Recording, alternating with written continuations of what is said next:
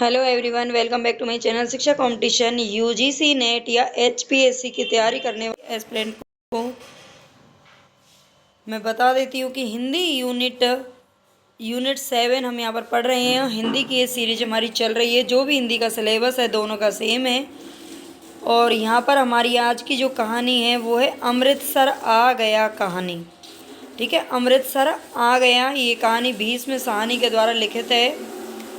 तो इसलिए यहाँ पर अब इसके जो भी जहाँ से भी क्वेश्चन बनता है वो सारी चीज़ें हम यहाँ पर देखेंगे। और इससे पहले की जो भी कहानी है वो हम पढ़ चुके हैं, उपन्यास सारे पढ़ लिए हमने।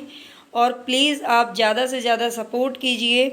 कभी कभी बिल्कुल डीमोटिवेशन हो जाता है कि पता नहीं मुझे नहीं करना है या करना है, बच्चे पसंद नहीं कर रहे हैं, एक भी लाइक नहीं करता है या सब्सक्राइब नहीं करते हैं। इतना अच्छा कंटेंट मैं आपको दे रही हूँ, तो प्लीज़ थोड़ा सा आप सपोर्ट करें, शेयर करें और सब्सक्राइब करें।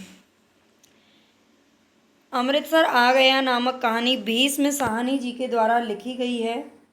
ये कहानी देश विभाजन पर आधारित है।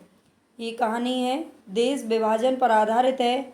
अगर कहानी संग्रह की बात करें तो ये पटरियाँ नामक कहानी संग्रह में क्या है, संकलित की गई है। ये ध्यान रखना है आपको। अमृतसर आ गया, देखो कितना सिंपल है कहानी संग्रह याद रखना। अमृतसर आ गया, अमृतसर किससे जा रहे हैं, ट्रेन से जा रहे हैं। और ट्रेन किस पे चलती है, पटरियों पे चलती है। ठीक है, तो पटरियों में 1973 ईस्वी में इसे संकलित किया गया था, यानी कि इसका जो टाइम है वो 1973 का है। भीष्म साहनी की अन्य कहानियाँ जो पटरियाँ में संग्रहित की गई हैं वो कौन कौन सी हैं उनको भी देख लेते हैं। पटरियाँ, अमृतसर आ गया, ललक, नया मकान, तस्वीर, मौका परस्त, जख्म, पैरों का निशान, अभी तो मैं जवान हूँ, रास्ता। ये एक बार और देख लेना। यहाँ पर पटरियाँ नाम की एक कहानी भी है जो कि पटरियाँ कहानी संग्रह में संकलित है। अमृतसर आ गया, ललक, नया मकान, तस्वीर, मौका परस्त, जख्म, पैरों का निशान, अभी तो मैं जवान हूँ, रास्ता, इंद्रजाल, डोरे, ढोलक, भगोड़ा। ये सारी कहानियाँ आपको याद रखनी है, भीष्म साहनी जी की हैं। और ये जो कहानी संग्रह पटरियाँ हैं उसमें संकलित की गई हैं, इम्पोर्टेंट हैं। कथा सार की अगर बात करें तो ये मैं शैली में लिखित कहानी है। ये जो कहानी है वो किस में लिखी गई है, मैं शैली में लिखी गई है।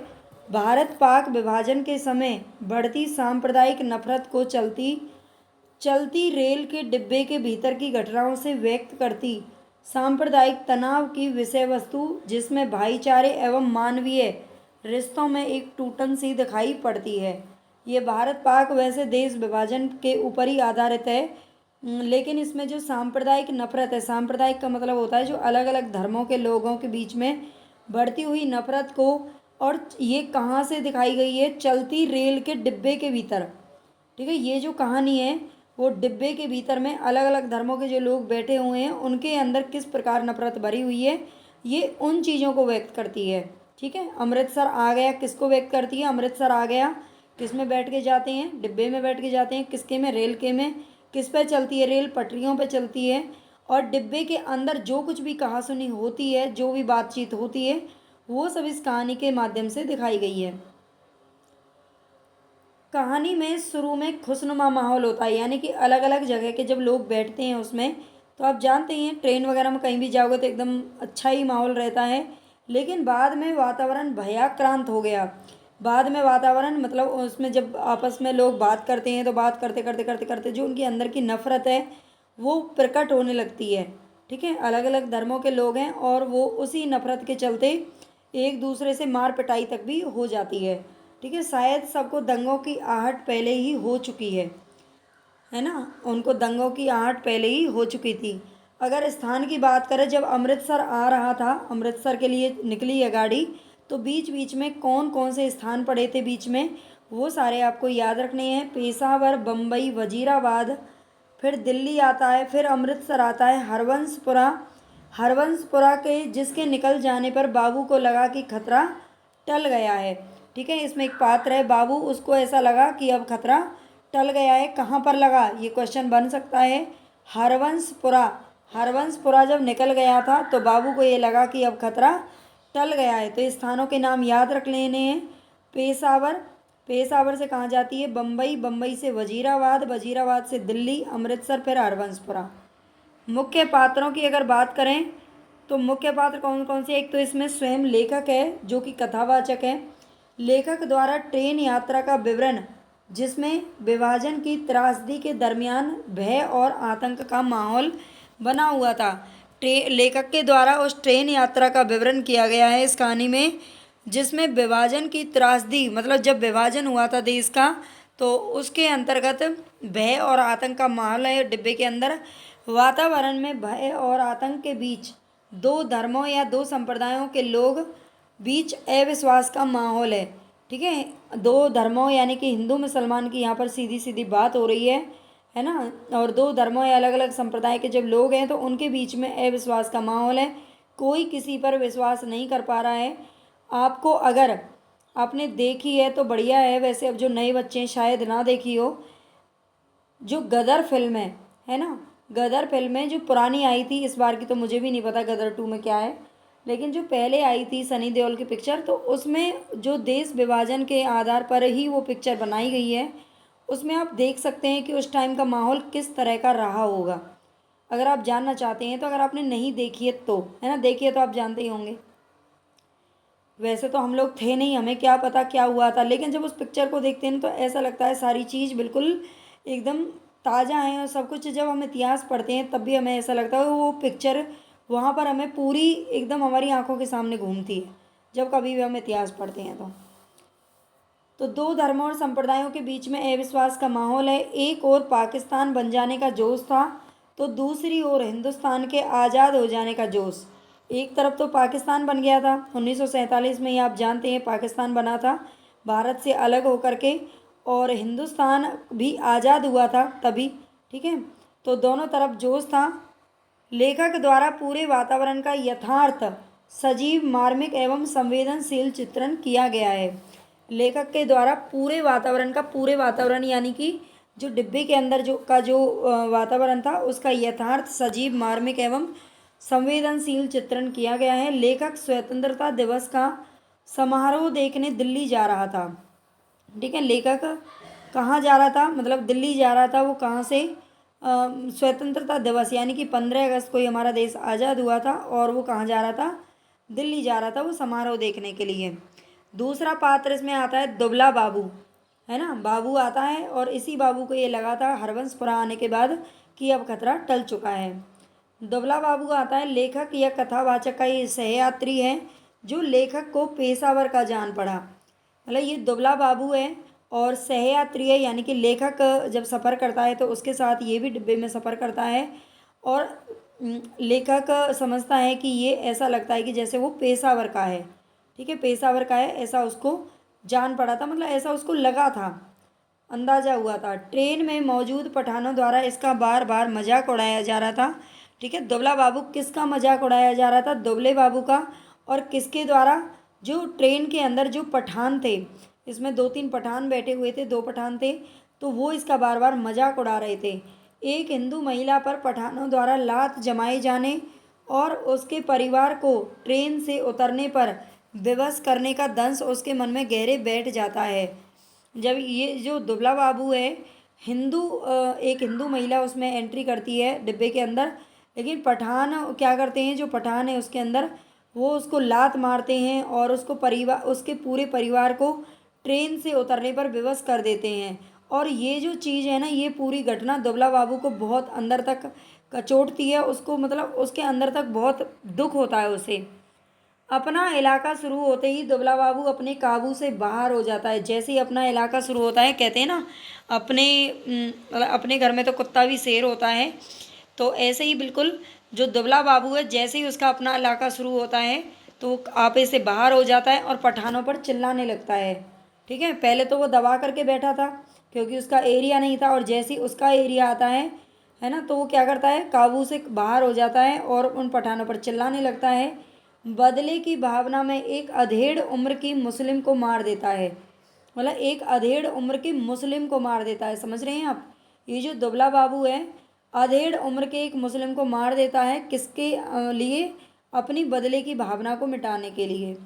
डिब्बे के 3 पठान हैं। डिब्बे में कितने पठान हैं? 3 पठान है, ये आपको याद रखना है, 2 नहीं है 3 है। ठीक है। दुबला बाबू से बात करते समय उसका मजाक उड़ाते हैं। अपने क्षेत्र में पठानों के मन का तनाव ढीला था। अपने क्षेत्र में पठानों के मन का तनाव कैसा था? ढीला था। अपने अपने क्षेत्र में सब शेर बन रहे थे। गौण पात्रों की अगर बात करें तो इसमें एक सरदार था डिब्बे के अंदर ही। लाम के दिनों में वो वर्मा की लड़ाई में भाग ले चुका था। ठीक है। जो सरदार था उसके अंदर, वो लाम के दिनों में, लाम यानी कि जब लड़ाई वगैरह हुई थी तो वर्मा, वर्मा आप जानते हैं किसको बोलते हैं? म्यांमार को बोलते हैं। पहले म्यांमार को बोलते थे वर्मा। ठीक है। वर्मा की लड़ाई में भाग ले चुके हैं। विनोद प्रिय हैं, जो सरदार जी हैं वो विनोद प्रिय हैं, अच्छे आदमी हैं। अधिकतर कोई बात कहकर खीखी करके खुद ही हंसते हैं। ठीक है। अच्छे आदमी हैं सरदार, और खुद कोई बात कहते हैं और फिर खुद से ही हंसने लगते हैं। पठान और दुबला बाबू को लड़ने से रोकते हैं। जो सरदार जी हैं वो क्या करते हैं? पठान और दुबला बाबू जब आपस में लड़ रहे होते हैं तो वो उन दोनों को रोकते हैं, है ना, लड़ाई बुझाते हैं उनकी। बुढ़िया, बुढ़िया नेक दिल महिला है। बुढ़िया कैसी है? नेक दिल महिला है। एक बुढ़िया उसके अंदर बैठी हुई है, वो बहुत ही अच्छी है। ट्रेन से मुसाफिर को उतारे जाने पर मार्मिक अपील करती है कि उसे मेरे पास बैठने दो।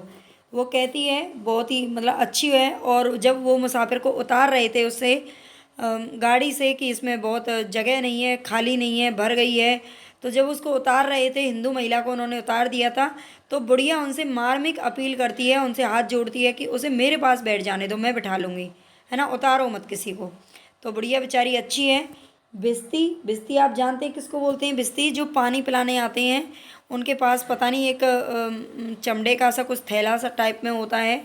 तो दंगों के बीच में वो यात्रियों को पानी पिलाने आते हैं। पहले तो ये शायद होते थे, इनके बारे में सुनते हैं, लेकिन अब ऐसा कुछ भी नहीं है। अब तो पानी बोतलों में बिकता है ना। अब तो ऐसा कोई पानी पिलाने आता ही नहीं है, बिस्ती बिस्ती। तो दंगों के बीच में यात्रियों को पानी पिलाने आता है। एक बार ही इसका जिक्र आता है, एक बार ही पानी पिलाने आता है। ठीक है। प्रमुख उद्धरणों की अगर बात करें तो उन दिनों के बारे में सोचता हूँ तो लगता है हम किसी झुटपुटे में जी रहे थे। शायद समय बीत जाने पर अतीत का सारा व्यापार ही झुटपुटे में बीता जान पड़ता है। ज्यों ज्यों भविष्य के पट खुलते जाते हैं ये झुटपुटा और भी गहरा होता चला जाता है।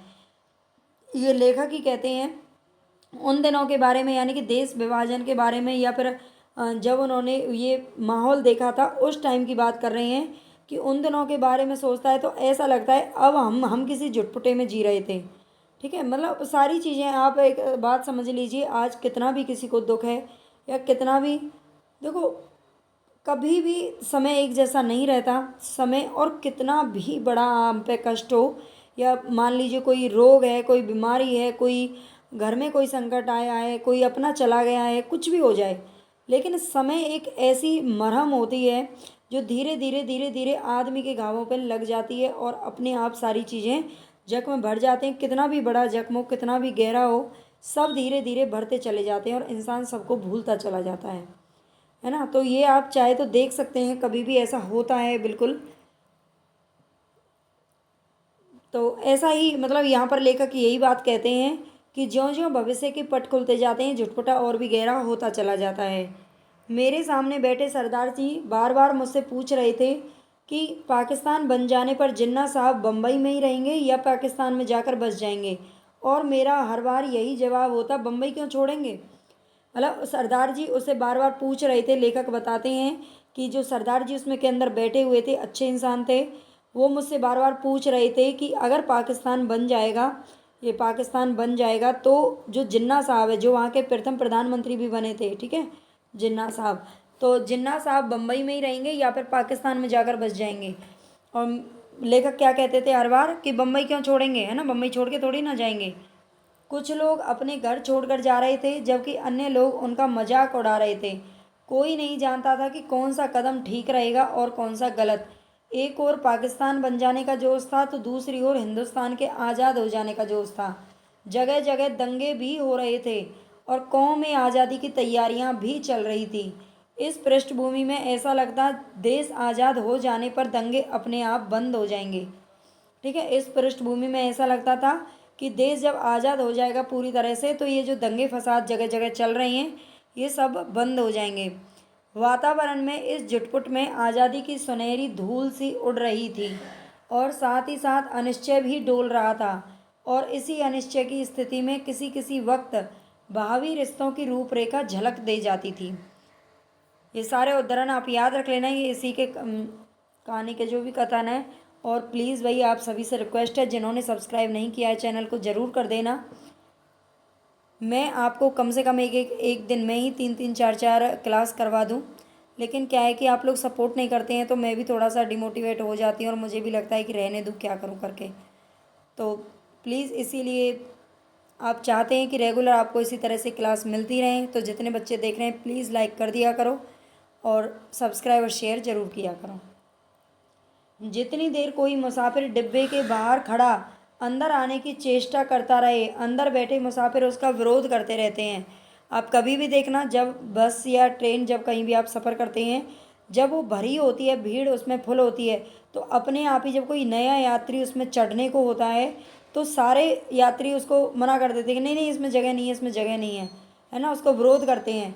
पर एक बार जैसे तैसे वह अंदर आ जाए, जैसे तैसे वो यात्री अगर उसके अंदर आ गया तो विरोध अपने आप खत्म हो जाता है और वह मुसाफिर जल्दी ही डिब्बे की दुनिया का निवासी बन जाता है। और जैसे ही अगला स्टेशन आता है तो सबसे पहले वही जो मुसाफिर है, जो उसमें नया चढ़ा है, वो बाहर बैठे मुसाफिरों पर चिल्लाने लगता है कि नहीं है जगह, अगले डिब्बे में जाओ, खुद से आते हैं, है ना। वही उनसे चिल्लाने लगता है जिसको वो लोग पहले चढ़ने नहीं दे रहे थे, है ना। तो ये सारे आप उदाहरण याद रख लेना।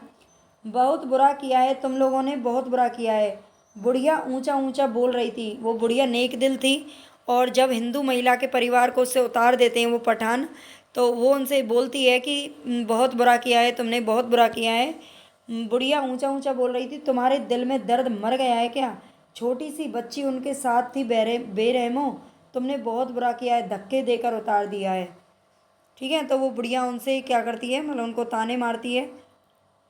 शहर में आग लगी हुई थी, बात डिब्बे भर के मुसाफिरों को पता चल गई और वे लपक लपक कर खिड़कियों में से आग का दृश्य देखने लगे।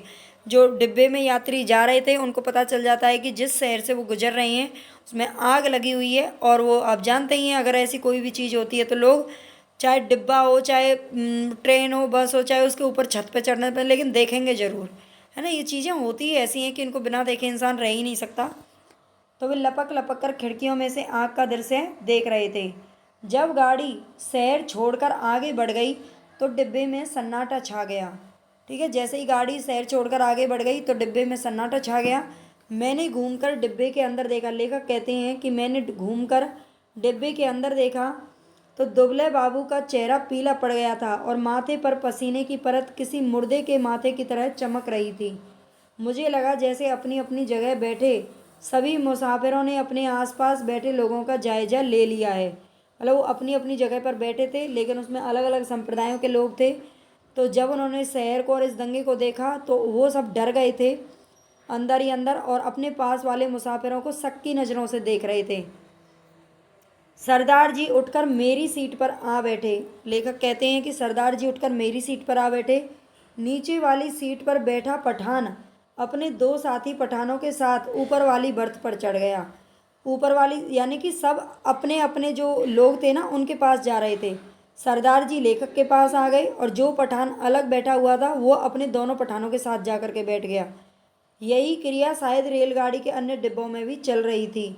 डिब्बे में तनाव आ गया, लोगों ने बात करना अब बंद कर दिया। डिब्बे में तरह तरह की आड़ी तिरछी मुद्राओं में मुसाफिर पड़े हुए थे। उनकी बीभत्स मुद्राओं को देखकर ऐसा लग रहा था डिब्बा लाशों से भरा पड़ा है। देखो, 2-3 कहानियाँ बिल्कुल सेम सेम सी हैं। एक तमस हो गई, एक ये अमृतसर आ गया हो गई। ठीक है, और ये कहानियाँ ऐसी हैं कि इनमें जब क्या होता है, मतलब एक आध ऐसा उपन्यास भी है और जब हम पेपर देने जाते हैं तो हमें पता नहीं चलता कई बार कि ये किस उपन्यास का या कहानी का कथन है ना। वैसे तो उसमें लिखा रहता है क्वेश्चन में किस कहानी से लिया गया है, किस उससे, या तो कई बार नहीं भी पता चलता है जब लेखक का नाम आ जाता है कि ये किसका कहा हुआ है, तो हम कहानी उपन्यास में फ़र्क करना भूल जाते हैं। तो इनको ना अच्छे से पढ़ लेना, क्योंकि जब ये वाक्य हमारे सामने आते हैं तो कई बार हम भूल ही जाते हैं कि किस कहानी से या फिर किस उपन्यास से लिया। कई उपन्यास और कहानियाँ हैं जो कि देश विभाजन पर आधारित है, उनके सेम सेम से कथन लगते हैं, समझ में नहीं आता किस में से लिया गया होगा। अगर अच्छे से नहीं पढ़ा है तो अच्छे से पढ़ लेंगे तो कोई दिक्कत ही नहीं है। अगर कथन की बात करें, कथन यानी कि इसमें 2-3 कथन भी हैं जो उन्होंने कहे हैं भीष्म साहनी जी के इस कहानी के लिए, तो इसको भी देख लेते हैं। भीष्म कहानी ने लगभग 120 कहानियाँ लिखी हैं।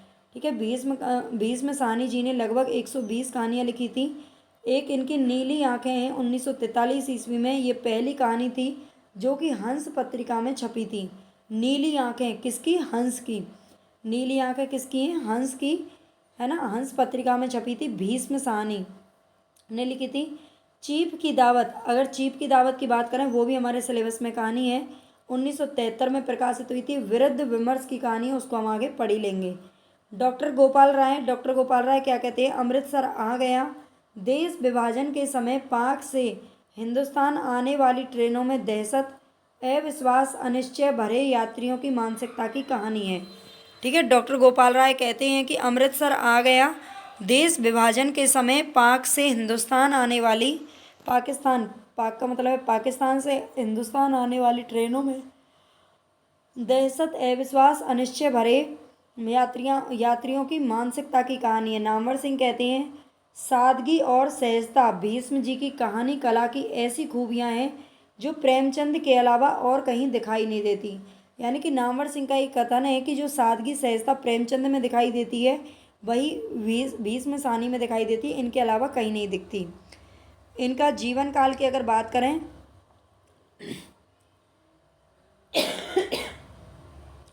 तो भीष्म साहनी का जन्म 1915 में होता है और 2003 में इनका निधन हो जाता है। ठीक है, 1915 से 2003। भाग्य रेखा इनकी और अन्य कहानियों की बात करें, ये सारी इनकी क्या हैं? कहानियां हैं। भाग्य रेखा भीष्म साहनी का है, 1953 में लिखा था। पहला पार्ट 1957, भटकती राख 1966, पटरियाँ 1973, वांगचू बहुत पूछा जाता है, ये वांगचू है, वांगचू यहाँ पे लिख देती हूँ, वांगचू। ठीक है, वांगचू इनकी कहानी है 1978 में। वांगचू भीष्म साहनी की कहानी है, बहुत ही इंपॉर्टेंट है, बहुत बार पूछी जा चुकी है, याद रख लेना। शोभा यात्रा 1981 और निशाचर 1983, पाली 1988 और डायन, पाली 1988 और डायन 1998। तो आज के लिए इतना ही काफ़ी है, कहानी हमारी कंप्लीट हो चुकी है। अगर आपको अच्छा लगे तो प्लीज़ सब्सक्राइब लाइक ज़रूर कर देना, कर ही देना। ठीक है, ऐसी कोई चीज़ नहीं है जो आपको अच्छी नहीं लगे, बहुत ही हेल्पफुल रहेंगी ये वीडियो आपके लिए क्लास। तो प्लीज़ सब्सक्राइब शेयर ज़रूर कर देना। धन्यवाद।